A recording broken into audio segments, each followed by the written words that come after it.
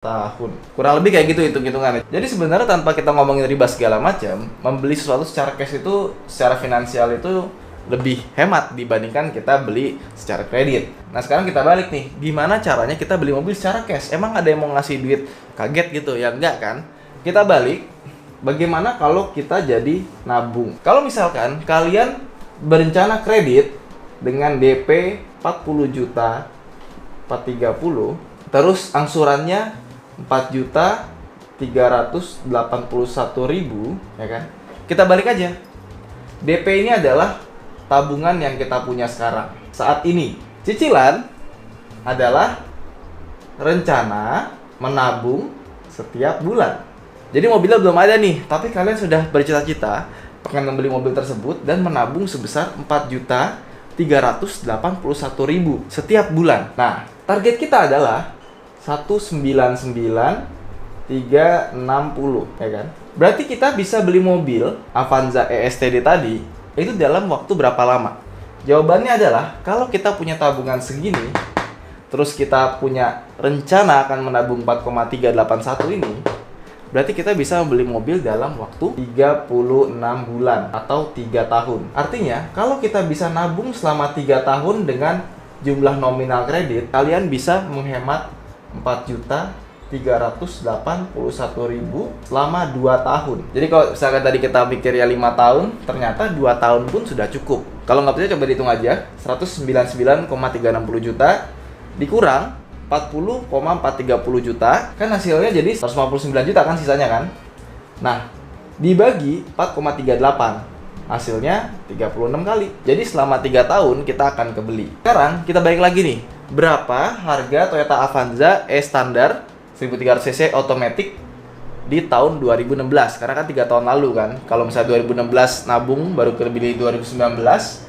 Nah, kita lihat di website, kita cari di Google ya. Ternyata gue mendapatkan price list Toyota waktu 2016 masih baru, itu harganya 196,600. Artinya, selisih harga mobil 3 tahun lalu itu sebesar 3.050.000 rupiah.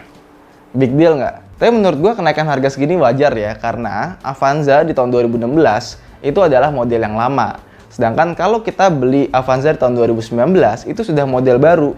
Yang model baru dapat apa? Lampu depan LED, terus dapat AC digital, dapat head unit yang lebih canggih, sampai USB charger sampai ke baris ketiga. Jadi kalau misalkan kalian berencana nabungnya dari sekarang, terus kalian mau belinya di tahun 2022, karena nabungnya 3 tahun dari sekarang tuh 2022 ya, maka kalian akan mendapatkan Avanza model terbaru, bukan model yang sekarang.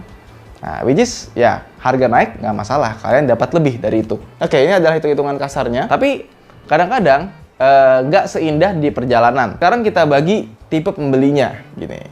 Tipe pembeli. Karena menurut gua dua ini kasusnya beda-beda ya. Kayak misalnya yang pertama. Tipe pertama adalah mobil pertama. Berarti sebelumnya, dia kan nggak punya mobil nih. Pasti dia punya solusi yang lain dong. Kayak misalnya, bisa sewa di alternate rent car. Terus, bisa naik taksi, atau taksi online. Atau dia punya motor.